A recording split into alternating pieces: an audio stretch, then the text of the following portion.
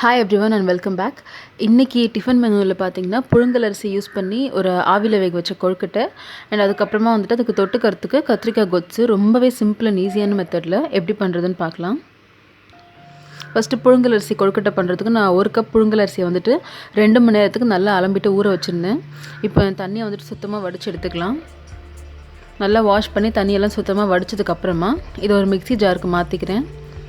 அது கூடவே தேவையான அளவுக்கு உப்பு சேர்த்துட்டு கரெக்டாக 3/4 கப் அளவுக்கு தண்ணியை கொஞ்சம் கொஞ்சமாக சேர்த்து நல்லா கொரப்பாக அரைச்சிக்கலாம். பாருங்கள் மாவு எப்படி கொரன்னு இருக்கணும். உங்களுக்கு பார்த்தா ஒரு மாதிரி ரவையாக தெரியணும் மாவில். நீங்கள் கையில் இப்போ கரண்டியில் பாருங்கள் எப்படி இருக்குன்னு. கொரப்பானாக்கா இந்த மாதிரி கரண்டியில் நிற்கணும். உங்கள் கையில் எடுத்து பார்த்தா எந்த அளவுக்கு நரன்னு இருக்குது பாருங்கள், எப்படி இருக்கணும். இந்த மாதிரி மாவு அரைச்சி எடுத்துக்கலாம். அரைக்கும் போது கரெக்டாக 3/4 கப் அளவுக்கு தண்ணியை கொஞ்சம் கொஞ்சமாக சேர்த்துக்கோங்க. இப்போது கடாயில் நான் 3 டீஸ்பூன் அளவுக்கு நல்லெண்ணெய் சேர்த்துக்கிறேன். அதில் 1/2 டீஸ்பூன் கடுகு போட்டுக்கிறேன். கடுகு உடையட்டும். கடுகு உடைஞ்சதுக்கப்புறமா 1/2 டீஸ்பூன் உளுந்த பருப்பு, ஒரு 1.5 டீஸ்பூன் கிட்ட கடலைப்பருப்பு சேர்த்துக்கிறேன். இது கூடவே 2 காஞ்ச மிளகாயை பொடியாக நறுக்கிட்டு சேர்த்துக்கிறேன். அது கூடவே 2 கொத்து கருவேப்பிலை, அதையும் பொடியாக நறுக்கி சேர்த்துக்கிறேன்.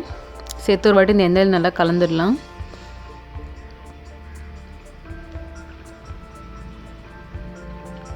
இதெல்லாம் நல்லா பொரிஞ்சதுக்கப்புறமா நான் 1.25 கப் அளவுக்கு தண்ணி சேர்த்துக்கிறேன். டோட்டலாக இந்த கொழுக்கட்டைக்கு பார்த்திங்கன்னா 2 கப்பு தண்ணி.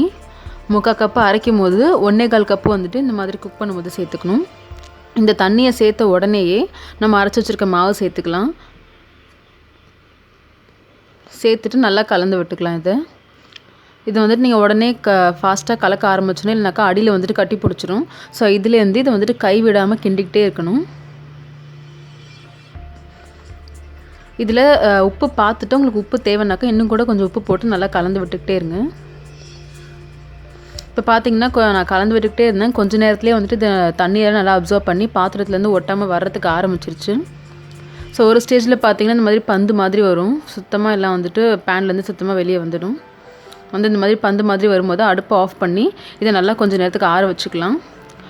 கொஞ்சம் ஆறுனதுக்கு அப்புறமா வெதுப்பாக இருக்கும்போது கையில் நல்லெண்ணெய் தடவிக்கிட்டு இதை வந்துட்டு ஓவல் ஷேப்பில் வந்து நான் உருட்டிக்கிறேன். உங்களுக்கு வந்துட்டு உருண்டையாக வேணாலும் நீங்கள் உருட்டிக்கலாம். இந்த மாதிரி ஓவல் ஷேப்பில் உருட்டிக்கிறேன். உருட்டிட்டு நான் வந்துட்டு இட்லி பாத்திரத்தில் எண்ணெய் தடவி வச்சுருக்கேன். அதில் வந்துட்டு இதை ஒன்று வச்சுக்கிறேன். இப்போ எல்லாத்தையுமே வந்துட்டு உருட்டி வச்சாச்சு.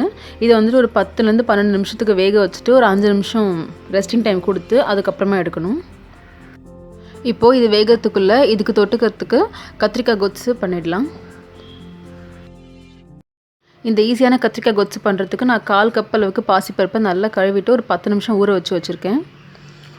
இந்த ஊற வச்ச பாசிப்பருப்பு கூடவே 1 கப் அளவுக்கு தண்ணி சேர்த்து ப்ரெஷர் குக்கரில் சேர்த்துக்கலாம். சேர்த்துட்டு தேவையான அளவுக்கு உப்பு போட்டு ஒரு 3லேருந்து 4 விசில் வரைக்கும் வேக வச்சுக்கலாம். நல்லா குழைவாக வேக வைக்கணும். நான் வந்து 3 விசில் விட்டேன். 3 விசிலுக்கு அப்புறம் பார்த்தீங்கன்னா பருப்பு வந்து நல்லா குழைவாக வெந்துருச்சு.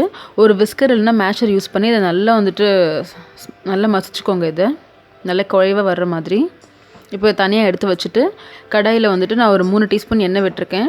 அதில் 1/2 டீஸ்பூன் கடுகு, 1 டீஸ்பூன் சீரகம், 1/2 டீஸ்பூன் சோம்பு சேர்த்துக்கிறேன். இதெல்லாம் பொரிஞ்சதுக்கப்புறமா ஒரு கொத்து கருவேப்பிலை சேர்த்து ஒரு வாட்டி கிளறிக்கிறேன். இப்போ இதில் 1/2 கப் அளவுக்கு வெங்காயம் பொடியாக நறுக்கி சேர்த்துக்கிறேன்.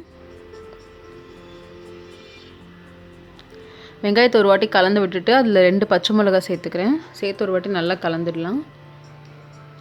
வெங்காயம் வந்துட்டு நல்லா சாஃப்ட் ஆனதுக்கப்புறமா 1.25 கப் அளவுக்கு கத்திரிக்காயை நான் பொடியாக நறுக்கி சேர்த்துக்கிறேன். சேர்த்து ஒரு வாட்டி கலந்துட்டு தேவையான அளவுக்கு உப்பு போட்டு இந்த கத்திரிக்காய் வந்துட்டு கொஞ்சம் சாஃப்ட் ஆகிற வரைக்கும் வதக்கிக்கலாம். இது கூடவே 1/4 டீஸ்பூன் அளவுக்கு மஞ்சள் பொடி சேர்த்துக்கிறேன். இப்போ கத்திரிக்காய் பார்த்தீங்கன்னாக்கா கொஞ்சம் நல்லா சாஃப்ட் ஆகிடுச்சு. கத்திரிக்காய் சாஃப்ட் ஆகி சுருங்கினதுக்கப்புறமா நான் 1 கப் அளவுக்கு தண்ணி சேர்த்துக்கிறேன். சேர்த்து இது நல்லா குழைவாக வர்ற வரைக்கும் இதை குக் பண்ணிக்கலாம். இது வந்துட்டு ஒரு 5 நிமிஷம் ஆகும். 5 நிமிஷத்துக்கு அப்புறம் பார்த்தீங்கன்னா உங்களுக்கு மசிக்கிற பதத்துக்கு வந்துடும் கத்திரிக்காய் குழைவாக. இந்த ஸ்டேஜில் இந்த மாதிரி ஒரு பாத்திரத்தோட அடிப்பக்கம் அப்படி இல்லைனாக்கா மேஷர் யூஸ் பண்ணி இதை அடுப்பை வந்து நல்லா குறைச்சிட்டு நல்லா வந்துட்டு இதை மசிச்சு விட்டுக்கலாம். மசிச்சு விட்டதுக்கப்புறமா வேக வச்ச பருப்பு இருக்கு இல்லையா, பாசிப்பருப்பு கடைஞ்சது, அதை சேர்த்துட்டு அது கூடவே 1 கப் அளவுக்கு தண்ணி சேர்த்து ஒரு வாட்டி நல்லா கலந்து விட்டுக்கிறேன். கலந்து இது ஒரு கொதி வர வரைக்கும் கொதிக்க வச்சுக்கலாம். இப்போ இது கூடவே நான் 2 டீஸ்பூன் அளவுக்கு சாம்பார் பொடியும் சேர்த்துக்கிறேன். சேர்த்து நல்லா கொதிக்க விட்டுக்கலாம். இது கொதி வர ஆரம்பிக்கும்போது 1/2 கப் அளவுக்கு புளி தண்ணி கொஞ்சம் தண்ணியாகவே சேர்த்துக்கலாம். சேர்த்துட்டு இது வந்து திக்காகிற வரைக்கும் நல்லா கொதிக்க வச்சுக்கலாம். புளி தண்ணி சேர்த்துட்டு நல்லா கொதிக்க ஆரம்பிக்கும்போது கொஞ்சமாக வந்துட்டு பெருங்காயத்தூள் சேர்த்துக்கிறேன். சேர்த்து நல்லா கலந்து விட்டு திக்காகிற வரைக்கும் கொதிக்க வச்சுக்கலாம். இந்த கொத்து வந்து ஓரளவுக்கு திக்கானதுக்கப்புறமா கொஞ்சமாக கொத்தமல்லி இலை தூவி கலந்து விட்டு சர்வ் பண்ண வேண்டியது தான். இந்த கொழுக்கட்டைக்கு வந்துட்டு ஒரு டேஸ்ட்டான கத்திரிக்காய் கொத்து ரெடி. இப்போ வந்துட்டு புழுங்கல் அரிசியில் செஞ்ச கொழுக்கட்டையும் ரெடி. அது கூடவே கத்திரிக்காய் கொத்து, இன்னும் கொஞ்சம் காரத்துக்காக வந்துட்டு நான் கொஞ்சமாக வந்து ஊறுகாய் வச்சுருக்கேன். அவ்வளோதான். ரொம்பவே ஈஸி அண்ட் டேஸ்டியான சிம்பிளான டிஃபன் ரெடி. இது நீங்கள் பிரேக்ஃபாஸ்ட்டுக்கும் எடுத்துக்கலாம், அண்ட் ஈவினிங் ஸ்நாக்கும் எடுத்துக்கலாம். ரொம்பவே நல்லாயிருக்கும். ஸோ ரொம்பவே ஈஸியான டிஃபன் மெனு. கண்டிப்பாக ட்ரை பண்ணி பாருங்கள். தேங்க்ஸ் ஃபார் வாட்சிங்.